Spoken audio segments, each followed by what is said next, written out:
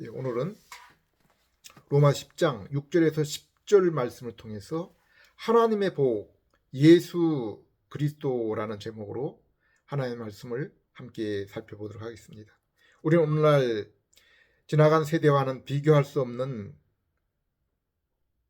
풍요스러움과 자유를 누리고 살고 있습니다. 저의 경우에도 비록 미화 일을 하면서 낮은 임금으로 생활을 하지만은 일을 마치면은 돌아갈 집, 곧 여름이면 시원함을 유지하고 겨울이면 따뜻함을 유지하는 쉘터가 있습니다.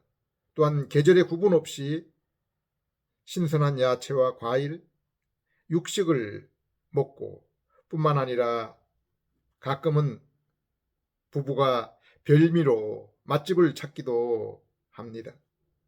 몸에 걸칠 옷 또한 하나님이 입히시는 들풀의 옷만은 못할지라도 철을 따라 맞게 갈아입으며 멋을 내고 있습니다. 전 세계 어느 곳이라도 마음이 있으면 큰 어려움 없이 하루 이틀이면 도달하여 그곳의 사람과 문화를 만끽할 수 있습니다.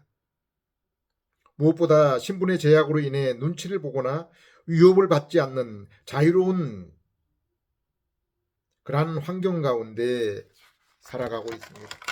또한 손안에 핸드폰으로 전 세계의 상황을 알고 그곳에 사람들과 소통할 수 있는 편리한 시대입니다. 이처럼 오늘날 세계는 이전에는 바랄 수 없었던 것들을 누리며 살아가고 있습니다. 그럼에도 불구하고 곁에 있는 지인들에게 자신의 삶에 만족하느냐고 진지하게 묻는다면 행복하다고 답할 수 있는 사람이 과연 얼마나 있겠습니까? 이러한 질문에 성경 역사에 가장 많은 부귀와 영화를 누렸던 솔로몬의 고백에서 그 답을 찾을만 합니다. 전도서 1장 1절에서 3절 다윗의 아들 예루살렘 왕 전도자의 말씀이라 전도자가 이르되 헛되고 헛되며 헛되고 헛되니 모든 것이 헛되도다.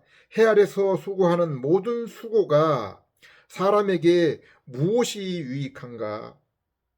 8절 모든 만물이 피곤하다는 것을 사람이 말로 다 말할 수 없나니 눈은 보아도 족함이 없고 귀는 들어도 가득 차지 아니하도다. 이것은 인생이 물질적 육체적인 존재일 뿐 아니라 영적인 것을 쫓는 영적인 것에서 만족함을 얻어야 되는 존재임을 가르쳐 주는 것입니다. 아담의 타락 후 첫 번째 세상이 이러한 사실을 우리에게 증명해 주고 있습니다. 그들은 하나님이 지으신 아름다운 세상, 그리고 지금보다 훨씬 더 긴 육체의 생명과 건강을 지녔음에도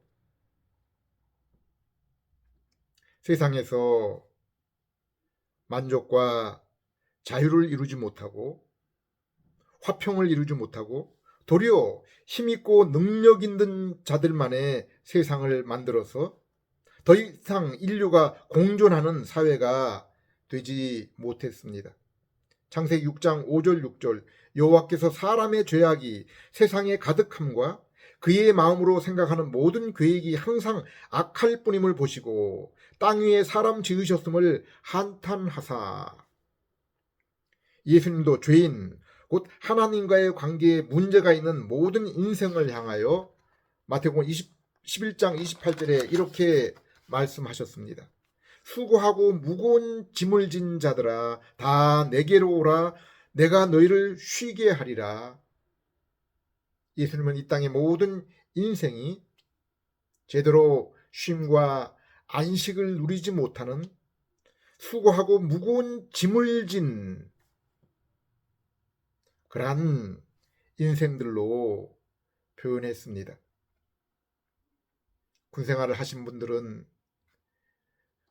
무거운 군장을 짊어지고 오랜 행군을 하게 될 때 그 고통을 기억하고 있을 것입니다. 여기 수고와 무거운 짐을 진 것은 태어나서 죽을 때까지 모든 인생의 육체의 삶을 표현한 것입니다. 에베소서 2장 2절에는 이것을 사람이 자기의 뜻을 따라 살며 육체의 욕심으로 살아가는 일들이라고 했습니다.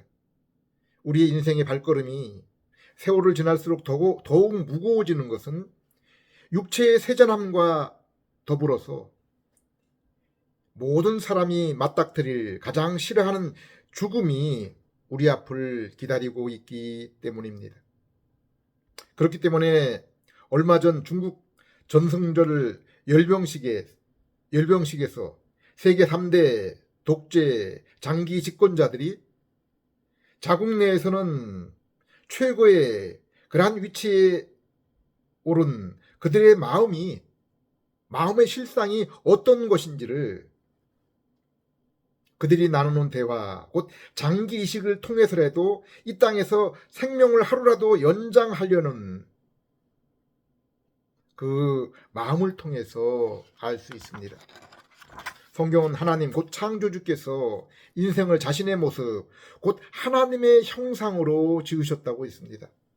창세기 1장 26절 하나님이 이르시되 우리의 형상을 따라 우리의 모양대로 우리가 사람을 만들고, 우리는 인생의 존재가 얼마나 고상하고 존귀한지를 이 말씀을 통해서 알 수 있습니다. 예수님은 요한복음 17장에서 그 성부 하나님과 나눴던 그 하나님의 하늘의 그 영광스러움에 하나님의 자녀 백성된 우리들도 함께 참여하기를 기도하는 그러한 모습이 나옵니다.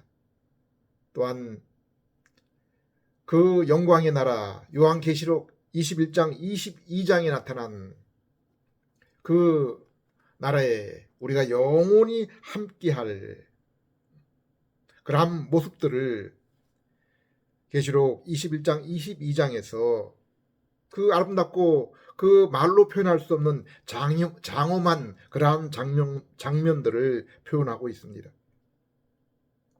또한 죄로 인해서 이러한 존재의 모습이 훼손되었을 때, 곧 하나님과의 관계가 깨어졌을 때 하나님께서 이것을 회복하시기 위해서 하나님의 아들 예수 그리스도를 이 땅에 보내시고 십자가에서 우리의 죄를 대신 짊어지도록 하신 것을 보면은 하나님 앞에 우리가 얼마나 귀한 그러한 존재와 대상이었는지를 짐작할 수 있습니다.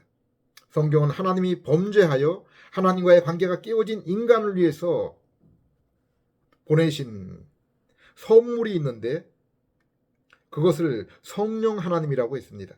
갈라디아 3장 14절에는 이것을 아브라함에게 주신 복이라고 했습니다.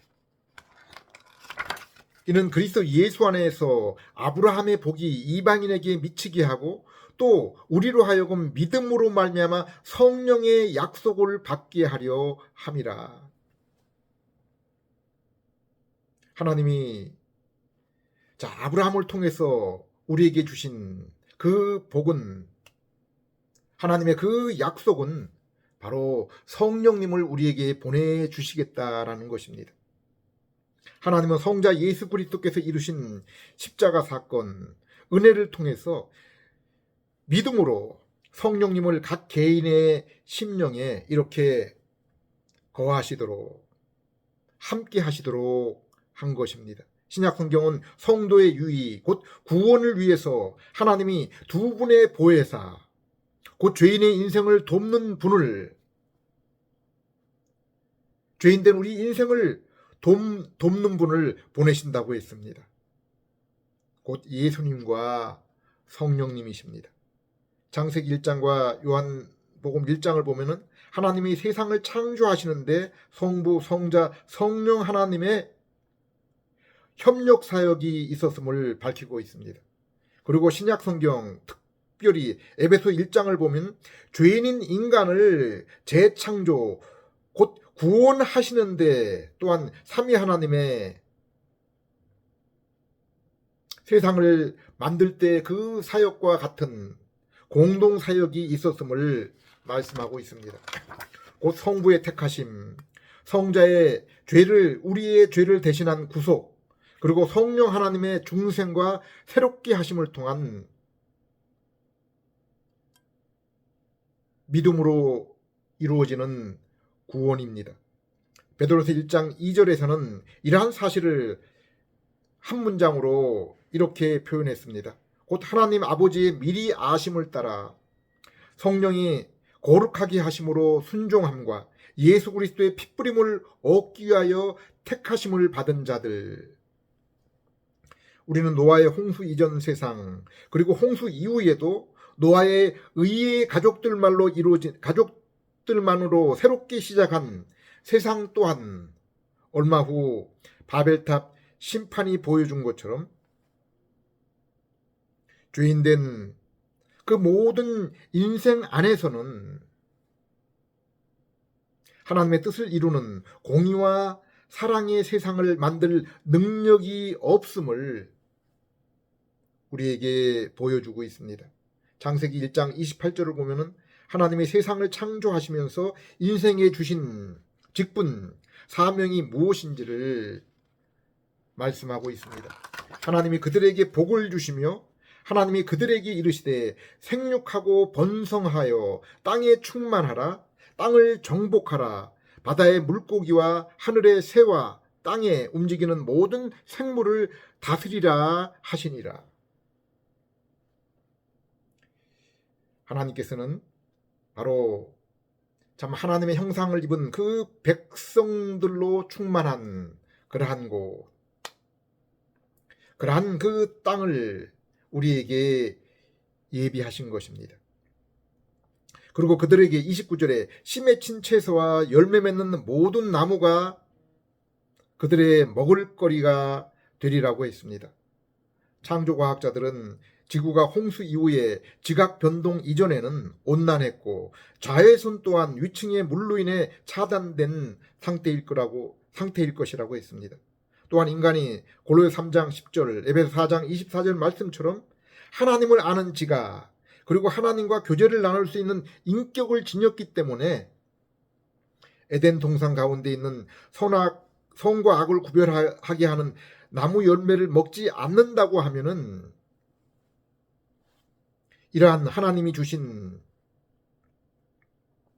하나님의 율법 계명을 의미하는 이 선악과 나무 열매를 먹지 않는다면은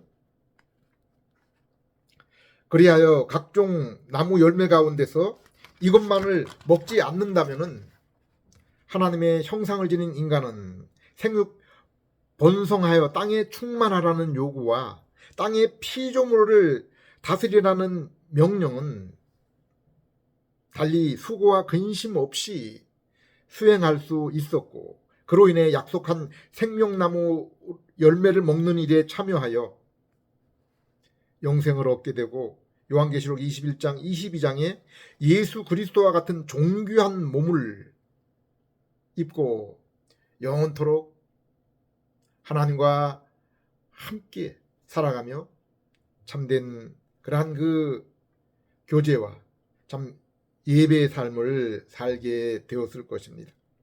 우린 여기에서 28절에 하나님이 주신 복에 대해서 다시 한번 생각해 볼 필요가 있습니다.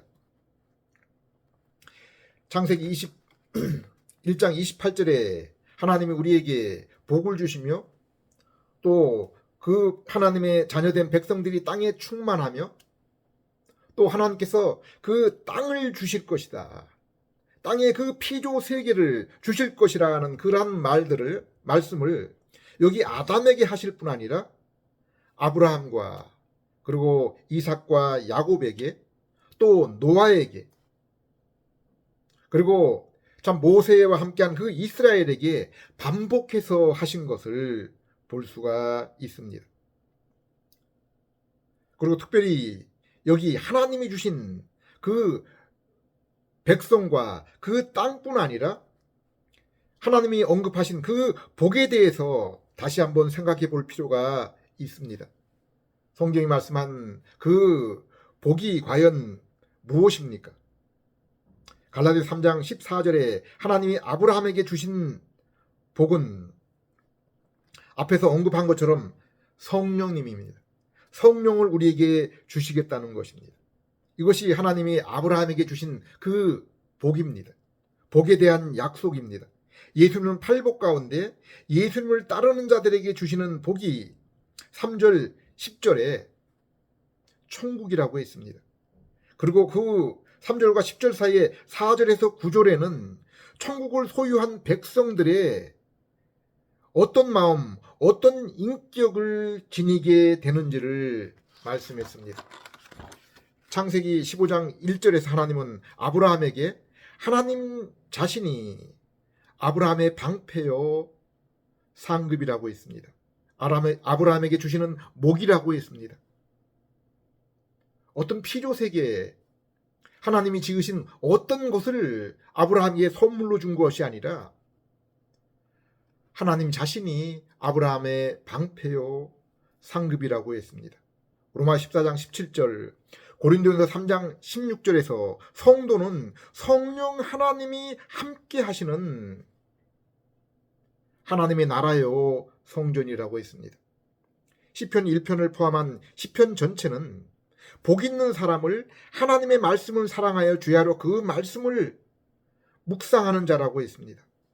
하나님의 말씀을 사랑하고 기뻐하는 자는 말할 것도 없이 하나님 또한 사랑하며 기뻐하는 그러한 자일 수밖에 없으며, 이러한 사실은 계명의 순종을 통해서 삶의 모습으로 자연스럽게 나타나는 것입니다. 그러므로 예수님은 마태복음 7장에서 하나님 나라는 그 열매 다른 것이 아니라 그 삶의 모습, 열매에 의해서 증명이 된다고 했습니다. 갈라디아서 5장 22절, 에베소 5장 8절에서는 성령의 열매, 빛의 열매, 곧 하나님의 온전한 형상이신 예수님의 인격이 그들의 삶으로 나타나는 자들이 바로 하나님의 자녀, 하나님의 복이 임하고 은혜를 받은 자들이라고 했습니다. 요한서 2장 5절 6절, 누군지 그의 말씀을 지키는 자는 하나님의 사랑이 참으로 그 속에서 온전하게 되나니 이로써 우리가 그의 안에, 하나님 안에 있는 줄을 아노라. 그의 안에 산다고 하는 자는 그가 행하시는 대로, 하나님 곧 예수님이 행하시는 대로 자기도 행할지니라. 이것이 바로 하나님의 형상을 가진 하나님의 백성의 모습입니다. 죄로 잃었던 그 하나님의 형상을 그리스도를 통해서 회복한 중생한 성도의 모습입니다. 이처럼 하나님의 복은 성령님을 통해서 하나님과 동행하는 그러한 것이요, 그러므로 그들은 하나님의 말씀을 사랑하여 주야로 묵상하는 것을 기뻐하며 그로 인해 삶 속에서 예수님의 모습을, 그 인격을 나타내는 자들입니다.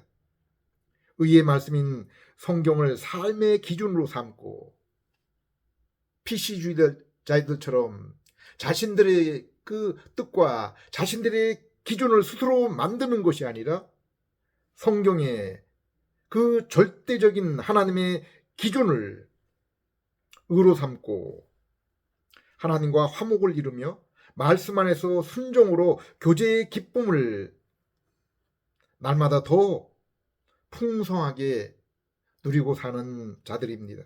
그런데 아담과 하나님과의 관계를 지탱하는 이 복, 곧 하나님의 임재와 통치 속에 살던 아담이 선악과를 먹음으로, 계명에 불순종함으로 이 관계가 끊어지고 하나님의 임재, 복에서 이탈하는 삶을 살게 된 것입니다. 그러므로 여기서 말씀하고 있는 복은 바로 하나님과 함께 하는 것입니다. 신약의 오늘날 우리들에게는 하나님의 성령이 우리 안에 영원히 거하는 성전이 되는 것입니다. 이스라엘 또한 하나님의 택함을 받고 애굽에서 구원을 얻고 출애굽 19장 6절 말씀처럼 이제 제사장 나라, 세상에서 제사장 나라 거룩한 백성으로 살아야 될 사명을 받았지만은 율법에 불순종함으로 아담이 에덴에서 쫓겨나고 또 하나님이 아담을 떠나신 것처럼 이스라엘 또한 약속의 땅에서 쫓겨나며 하나님이 그 이스라엘 가운데 있던 그 성전에서 떠나시는 것을 볼 수 있습니다. 그런데 우리는 하나님이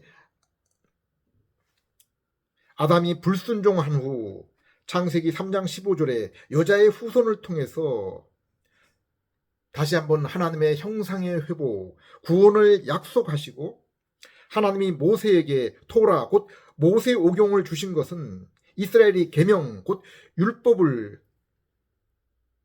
자신의 행위로 지켜서 구원에 이르도록 하기 위한 것이 아닙니다.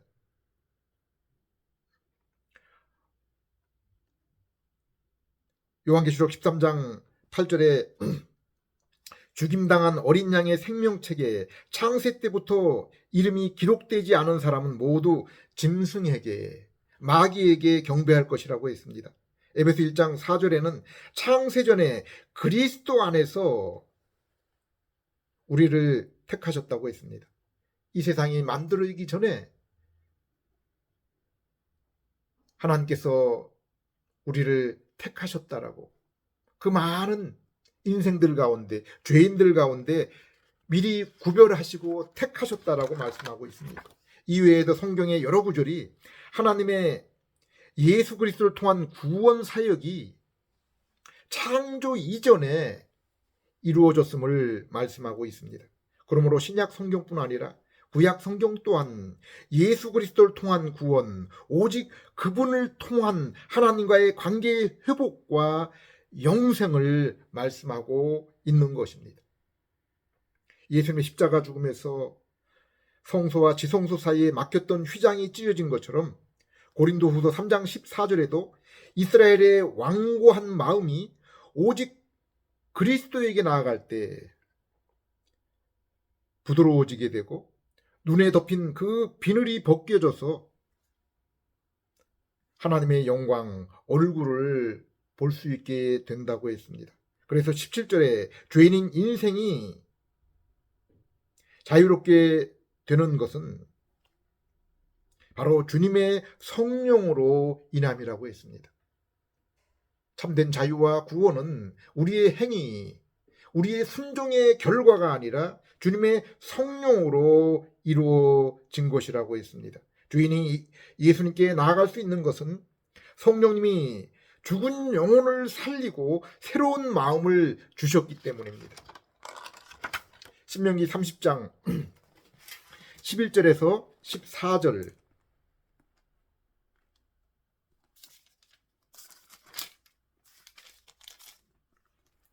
내가 오늘 내게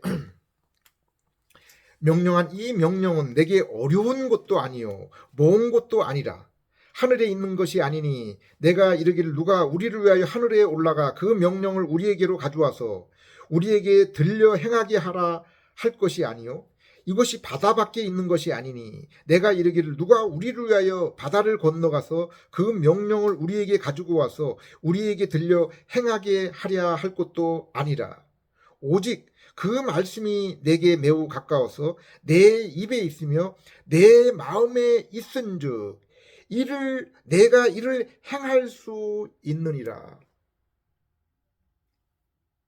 모세가 시내산 꼭대기 곧 하늘에 올라 하나님의 명령을 받았습니다. 또한 홍해를 건너게 해서 이스라엘을 애굽의 손에서 구했습니다. 이스라엘이 율법을 얻은 것도 홍수로부터 구원을 얻은 것도 이스라엘의 행위와 무관하게 하나님이 모세라는 중보자의 손을 통해서 이루신 것처럼 주님의 명령을 지키는 것도 너희 스스로 행하는 것이 아니기 때문에 너희에게 어려운 일이 아니라고 했습니다. 예수는 이 말씀을 로마서 10장 6절에서 10절에 다시 인용하면서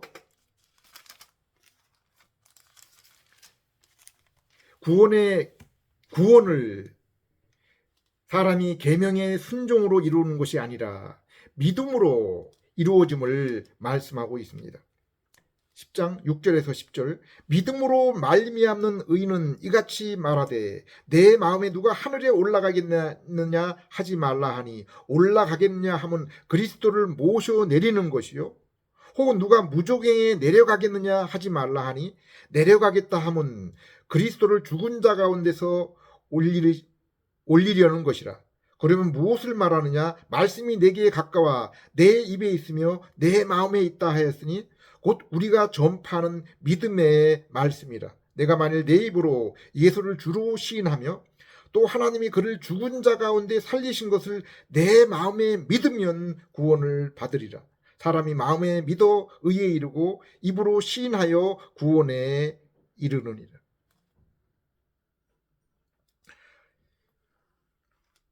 로마 3장 19절에서 21절에서 바울도 율법, 곧 모세의 오경과 구약 성경 또한 이스라엘이 지켜서 죄 용서와 구원을 얻도록 하기 위한 것이 아니라 그것이 증거하는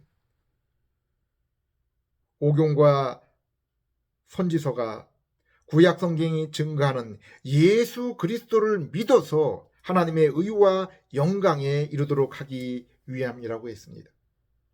우리가 의에 이르고 구원을 얻는 것이 아니라 예수님이 대신 얻으신 그 의와 구원에 우리가 믿음으로 동참함으로 얻게 되는 것입니다. 요한일서 5장 9절에 하나님의 증거는 그 아들에 대해 증언하는 것이라고 했습니다. 요한복음 16장 14절에는 성령님이 오신 것은 예수님을 나타내기 위해서, 예수님을 증거하기 위해서라고 했습니다. 요한복음 5장 39절에서 예수님 자신도 스스로 성경은 곧 나에 대하여 증거하는 것이라고 했습니다. 죄인된 인생에게 그 죄로부터의 구원이 필요한데 바로 성경은 그 죄인의 구원을 위해서 예수 그리스도에게 나아가라, 예수 그리스도를 믿으라 증거하고 있는 것이라고 했습니다. 46절에 모세를 믿었더라면 또 나 예수를 믿었으니 이는 그가 내게 대하여 기록하였음이니라 라고 했습니다. 모세가 하나님으로 받아서 주신 그 계명에 순종해서 우리가 하나님께 구원에 이르게 되는 것이 아니라 모세가 증거한 그 율법, 그 토라와 구약 성경은 바로 예수 그리스도에게 나아가서 그분을 믿으라는 그것을 기록했다라는 것입니다. 인간이 피조세계의 아름다움과 인생의 노력으로는 공의와 사랑의 평화스러운 나라를 결코 이룰 수 없고, 설령 그 평화와 복지의 나라가 이루어질지라도 결코 인생이 피조세계의 그 되어짐으로는, 그 아름다움만으로는 만족할 수 없는, 인생은 하나님의 형상을 입은 영적인 존재입니다. 오직 우리의 죄를 대신 짊어지시고 율법의 순종으로 대신 의를 이루신 예수님께 나가게 될 때 죄 용서와 영생을 위한 의를 입고 하나님의 자녀와 상속자의 신분을 얻으며 하나님을 아는 지식과 성품을 따라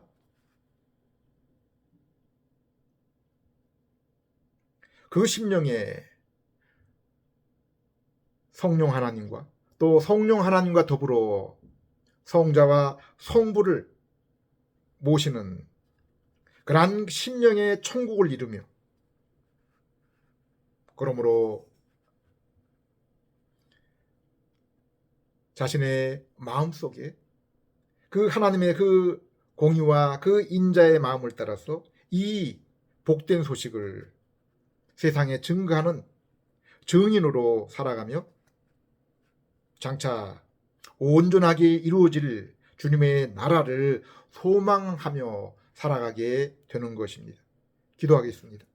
하나님 아버지, 어둠의 세상에 진리와 빛 되신 예수 그리스도의 복음을 주심을 감사드립니다.